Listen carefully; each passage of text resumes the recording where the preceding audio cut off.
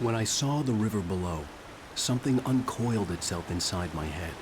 I realized that I'd have to find a way across. I didn't even want to look at the water.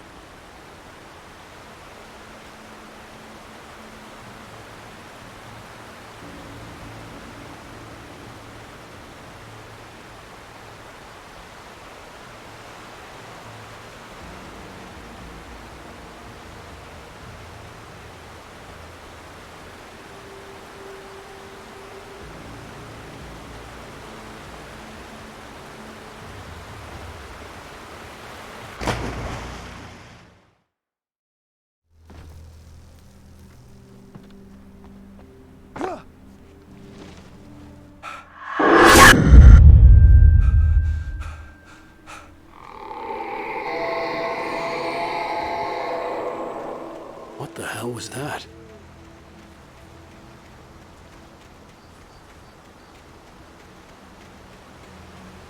When I saw the river below, something uncoiled itself inside my head. I realized that I'd have to find a way across. I didn't even want to look at the water.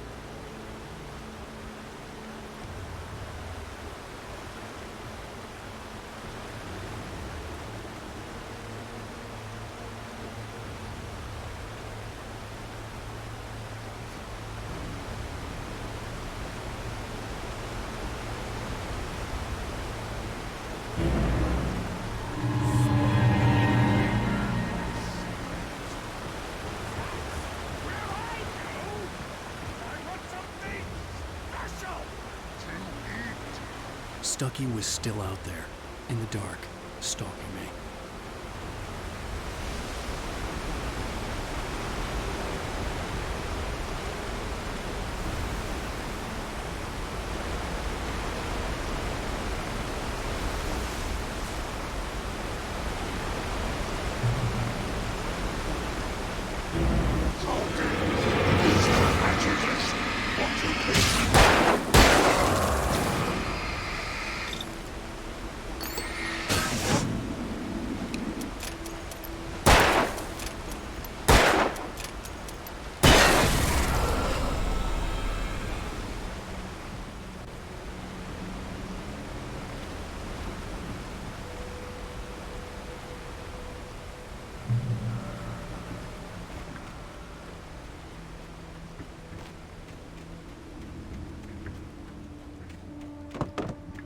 The staircase was broken. I had to make my way up some other way.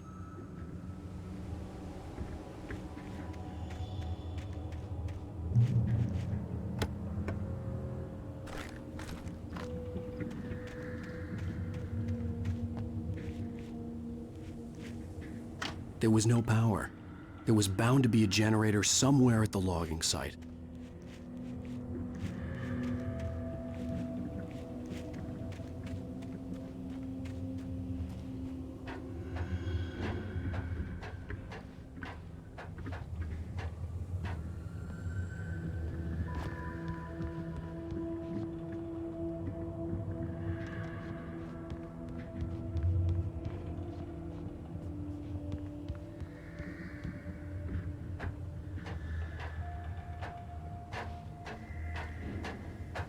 With all this forestry equipment around, there had to be something I could use to reach the top.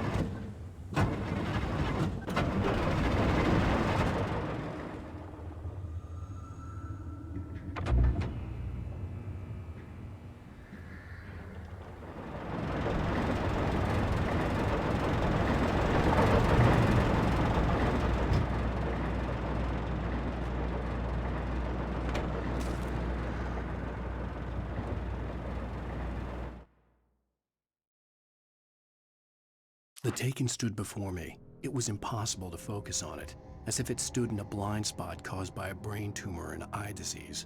It was bleeding shadows like ink underwater, like a cloud of blood from a shark bite. I was terrified. I squeezed the flashlight like my life depended on it, willing it to stop coming any closer. Suddenly something gave, and the light seemed to shine brighter.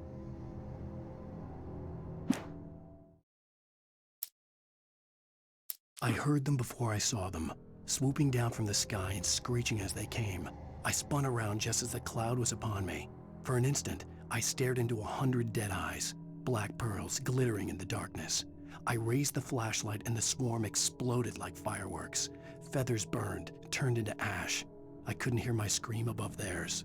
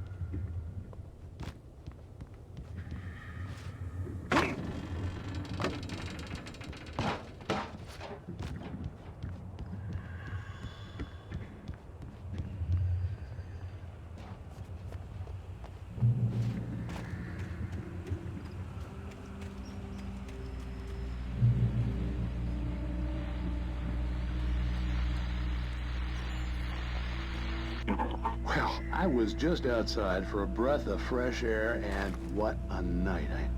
I know most of you are probably in your beds by now, but if you're still up and around, take a moment. Step outside for a spell and breathe in deep. The weather is absolutely still. The sky is crystal clear. It's like the forest is quietly breathing along with you. As you listeners know, I'm a night owl, and it's on nights like this I wish I wasn't cooped up in the studio. Makes an old man like me wish I could just roam wild. But here I am, and who'd keep you company all night long if I weren't? It looks like I'm not the only one staying up late. Caller, you're on the air. Hey, Pat, it's Maurice Horton. Hello, Maurice. What are you up to? Well, I was just taking Toby on his walkies. Oh, isn't it beautiful out there? Sure, but Pat, the reason I called is that Toby heard something rustling in the undergrowth and took off after it, and I couldn't find it. Probably a rabbit. Sure. Toby loves rabbits. Well, sure. Anyway, I figured that, if anyone runs into Toby, they could grab him. My number's on his collar. And Toby's a friendly dog? Oh, Toby loves people. Usually he comes back, but we were pretty far from home, and it sounds like he went pretty wild there.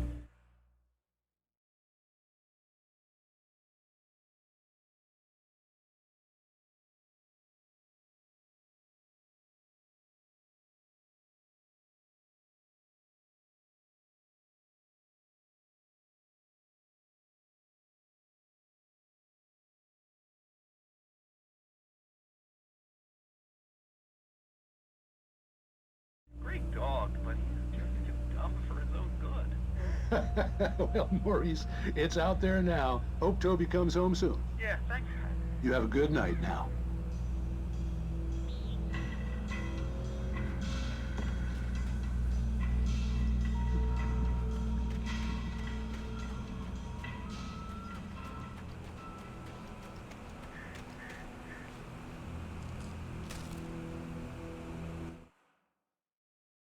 At first, I kept finding the pages as if by accident.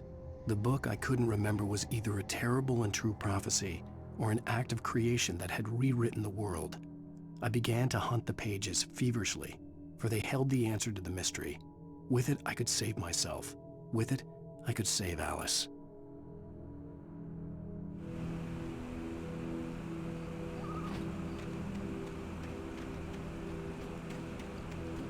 The gas station was closer now, its light welcoming in the darkness. Paul makes the best dogs in the state. Belly Burster is the best with no contest. Monster Dog is second best. The famous dog is...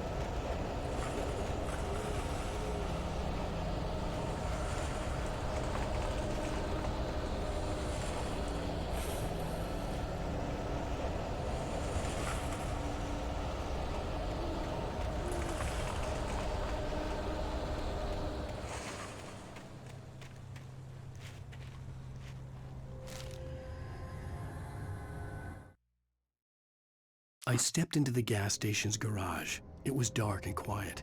The place was a mess. It looked like someone trashed the place or that there'd been some kind of fight. Light spilled into the room through an open door at the back, and I made my way toward it. Without any warning, I was blinded by a bright light, An old portable TV on the shelf had come alive by itself. Impossibly, I could see myself on the screen, talking like a madman.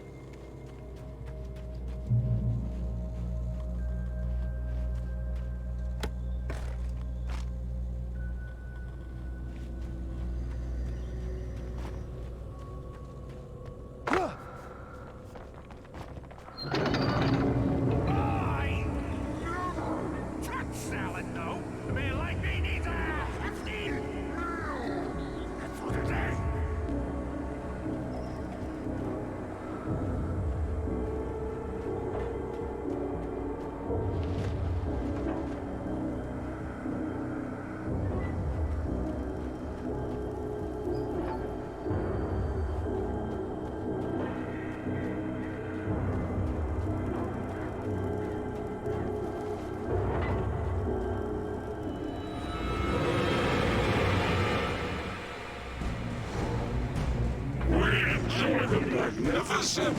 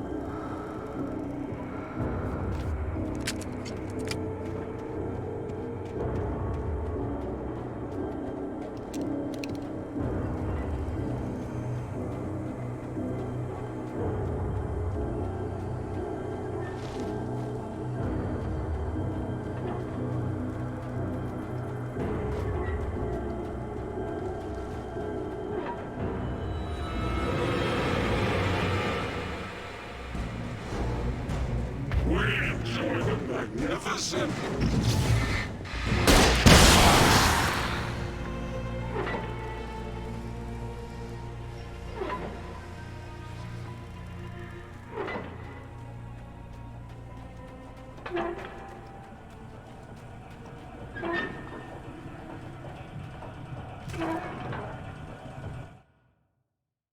The cabin on Cauldron Lake?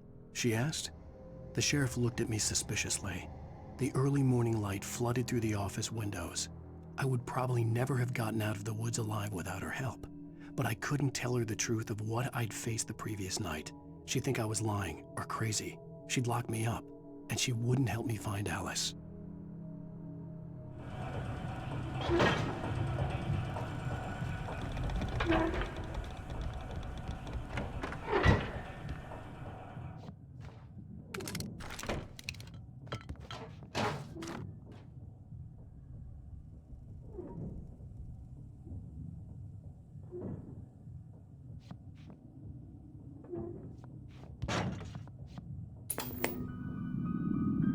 Science.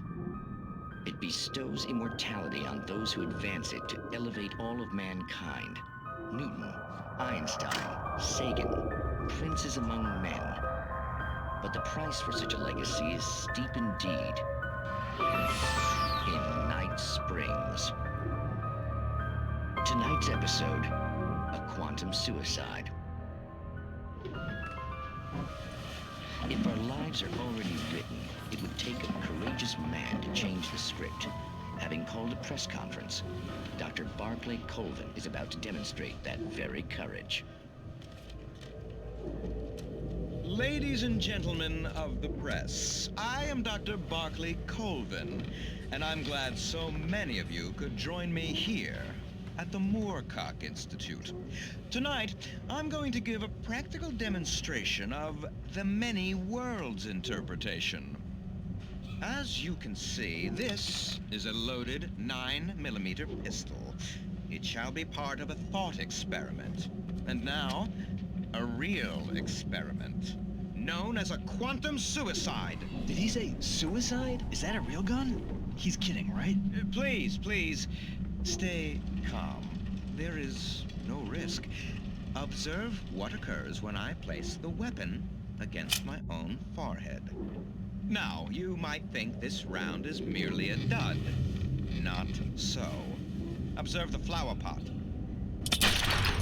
And yet, I myself cannot be harmed with this gun. With each pull of the trigger, 2 new realities branch off. One in which the weapon didn't fire, and one where it did. With my machine here, I have ensured that this reality is always the former. I have bestowed upon myself quantum immortality. Under no circumstances can this gun kill me. So wait. What you're saying is that every time you pull the trigger, in another reality, you die? Yes, of course, but that's completely trivial. There's an infinite number of things that could happen at any moment, and they always do happen somewhere. The point is, this one thing did not happen here. You're insane, Colvin. Insane? Insane? Hey, was this thing supposed to be plugged in? I stumbled on it. You fools! Gaze upon quantum immortality.